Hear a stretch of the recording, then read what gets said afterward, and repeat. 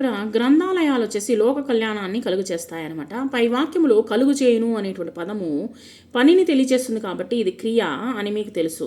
విద్య నువ్వు చెప్పు, లోక కళ్యాణము ఎవరు కలుగు చేస్తున్నారు? గ్రంథాలయాలు మేడము.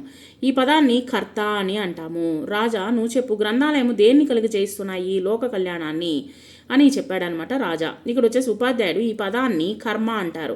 ఈ కర్త కర్మ క్రియలనే ఏమంటామంటే వాక్యాంగము అని అంటాము. వాక్యాంగాలని విభజించండి అని ఇచ్చినప్పుడు ఈ విధముగా విభజించాలి. ఇప్పుడు వచ్చేసి లేఖన నైపుణ్యము అంటే లేఖల గురించి తెలుసుకుందాము. అధికారిక లేఖలు. విద్యార్థులు వివిధ సందర్భాల్లో అధికారిక లేఖలు రాయవలసి ఉంటుంది.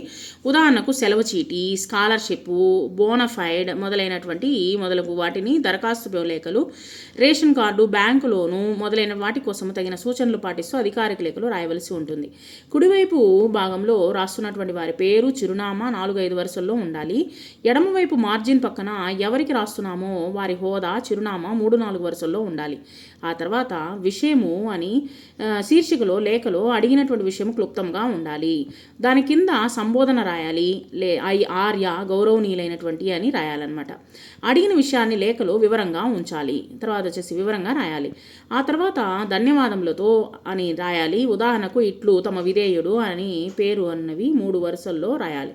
ఇప్పుడు అంశముల ఆధారంగా వచ్చేసి అధికారిక లేఖ ఎలా రాయాలనేటువంటిది చూద్దామా. ఇక్కడ వచ్చేసి అంశాలు అనేటువంటిది ఏమేమి ఇచ్చినారు? నీ చిరునామా, తర్వాత వచ్చేసి అధికారిక చిరునామా, ప్రకాశకులు, తెలుగు అకాడమీ, హిమాయత్ నగర్, హైదరాబాదు, తెలంగాణ. విషయము సంబోధన, తర్వాత వచ్చేసి లేఖలో అడిగినటువంటి విషయము వివరంగా ఉండాలి. ధన్యవాదాలు, ముగింపు ఇట్లు తమ విధేయుడు, గుణవంత్ అనేటువంటిది ఇవ్వడం జరిగింది. అక్కడ ఇచ్చినటువంటి విషయాల ఆధార ప్రకారంగా మనం వచ్చేసి అధికారిక లేఖ అనేటువంటి ఫార్మల్ లెటర్ అనేటువంటి రాద్దాం. చూడండి, నీకు కావలసినటువంటి పుస్తకములను పంపించవలసిందిగా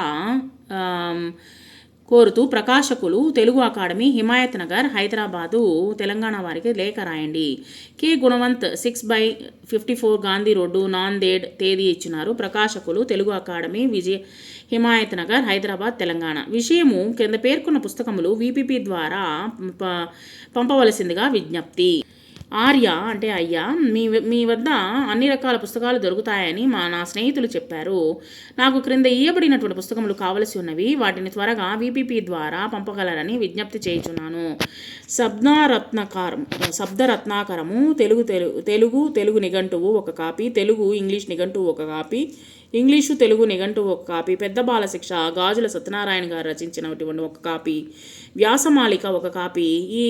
ఈ పుస్తకములు పై చిరునామాకు పంపించగలరని మనవి. ధన్యవాదములు. ఇట్లు తమ విధేయుడు కె గుణవంత్ అని చెప్పేసి ఇక్కడ మనము ఈ యొక్క అధికారిక లేఖని మనము తెలుసుకున్నాము.